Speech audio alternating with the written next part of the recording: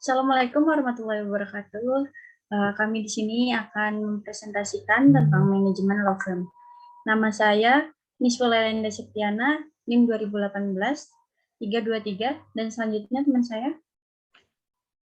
Baik, terima kasih. Perkenalkan, nama saya Firman Afifuddin, NIM 2018 328. Kami di sini akan menjelaskan tentang manajemen. Next. Manajemen berasal dari bahasa Inggris, yakni manage, yang memiliki arti mengatur, merencanakan, mengelola, mengusahakan, dan memimpin. Secara etimologis, manajemen merupakan seni untuk melaksanakan dan mengatur. Hal tersebut yang mendasari manajemen sebagai seni mengelola atau mengatur agar tersusun secara rapi. Selanjutnya, apa itu manajemen law firm? Manajemen law firm yang sering biasanya kalau pakai dalam bahasa Indonesia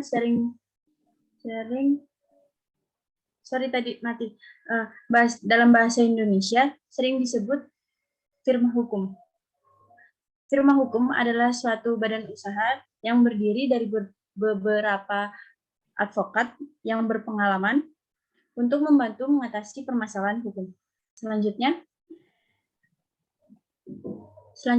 konsep manajemen law firm. Yang pertama ada planning. Planning di sana terdapat 2 poin. Yang pertama ada visi misi law firm, dan yang kedua perencanaan short range planning dan long range planning. Yang kedua ada organization. Organization ada 2 poin juga. Yang pertama membentuk diagram struktural organisasi kantor, dan yang kedua SDM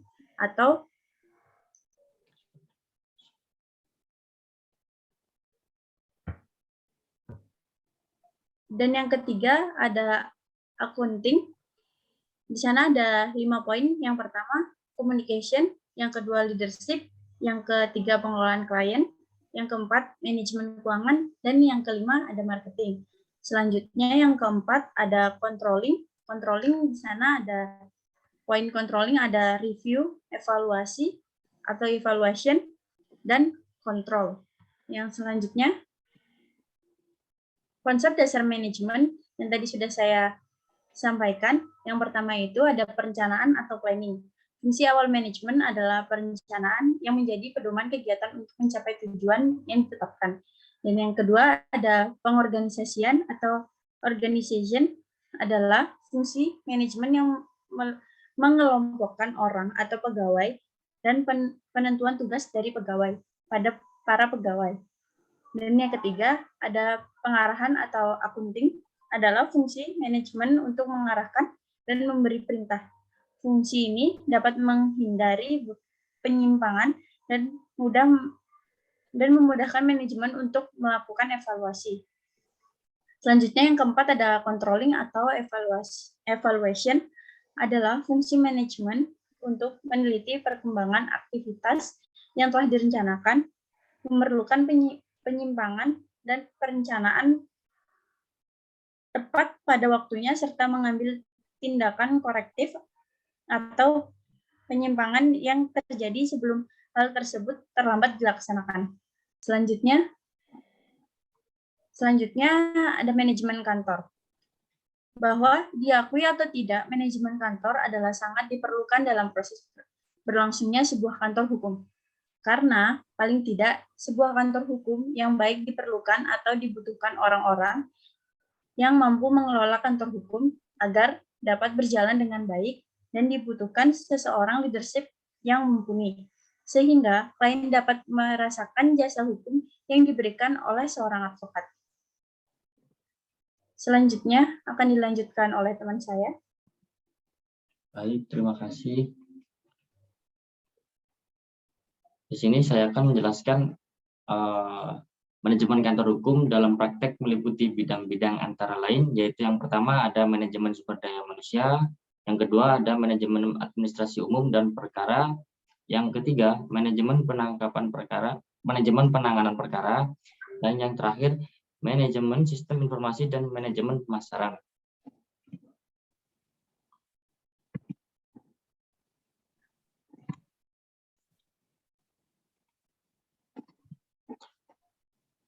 Selanjutnya itu ada fungsi seorang manajer.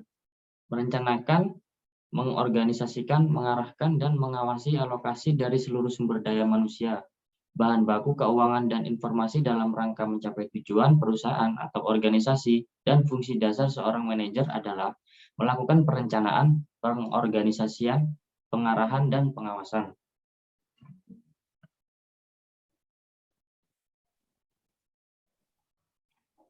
Nah, untuk mengembangkan sumber daya manusia, di sini ada menurut para ahli yaitu Jonathan S. Linton 1992, langkah-langkahnya sebagai berikut. Yang pertama itu ada rekrutmen, yang kedua gambaran tugas, dan yang ketiga pengangkatan, keempat pendidikan dan pelatihan, kelima interaksi, yang keenam standar kerja, yang ketujuh kinerja, yang kedelapan itu evaluasi kerja, 9 jenjang karir, dan yang terakhir nomor 10 pengembangan dan promosi. Konsep pengelolaan sumber daya manusia yang berkaitan dengan karakteristik advokat pada umumnya memberikan gambaran sebagai berikut. Yang pertama, lawyer pada umumnya high assist first dan success oriented, sehingga seringkali takut gagal. Yang kedua, memandang tinggi penghargaan yang dibekali kolega atau klien karena takut terlihat bodoh. Yang ketiga, cenderung mengontrol dan mempengaruhi akibat, lebih memperhatikan hal-hal yang bersifat nyata. Yang keempat, yaitu sulit membangun rasa saling percaya diri antara sesama advokat sehingga terkesan menghindari resiko. Yang kelima, sering merasa tidak aman, terkesan kaku dan egois. Yang keenam, terbiasa berpikir dan bertindak fokus dan short term, sehingga sering melewatkan hal-hal yang menguntungkan dalam jangka panjang hanya karena hasilnya tidak seketika. Law firm tunduk pada Undang-Undang Ketenagakerjaan. Nah, di pasal 1 angka 5 Undang-Undang Ketenagakerjaan disebutkan pengusaha adalah orang, perseorangan, persekutuan, atau badan hukum yang menjalankan suatu perusahaan milik sendiri. Yang B, orang, perseorangan, persekutuan, atau badan hukum yang secara berdiri sendiri menjalankan perusahaan hukum miliknya. C, orang, perseorangan, persekutuan, atau badan hukum yang berada di Indonesia mewakili perusahaan sebagaimana dimaksud dalam huruf A dan B yang berkedudukan di luar wilayah Indonesia. Law firm yang baik didirikan dalam bentuk firma atau persekutuan perdata termasuk ke dalam kategori pengusaha sebagaimana di definisi di atas. Nah, di sini juga ada strategi marketing. Strategi marketing tidak perlu berlembar-lembar dan tebal ketika dicetak. Strategi marketing perlu dibuat dengan ringkas serta menggambarkan tujuan, metode, dan pelaksanaan proses marketing law firm dan idealnya metode dan pelaksanaan proses marketing law firm dan idealnya. Strategi marketing law firm harus terus diperbarui. Oleh karena itu, memerlukan batas waktu sampai kapan strategi marketing tersebut akan berlaku atau valid. Seiring berkembangnya teknologi, tren, dan budaya pasar akan mengubah strategi marketing dari waktu ke waktu, sehingga law firm dapat terus maju, berkembang, dan memiliki kualitas yang sangat baik. Sekian dari kami. Bila ada salah kata atau memang kurang berkenan dari kami, Assalamualaikum warahmatullahi wabarakatuh. Assalamualaikum warahmatullahi wabarakatuh.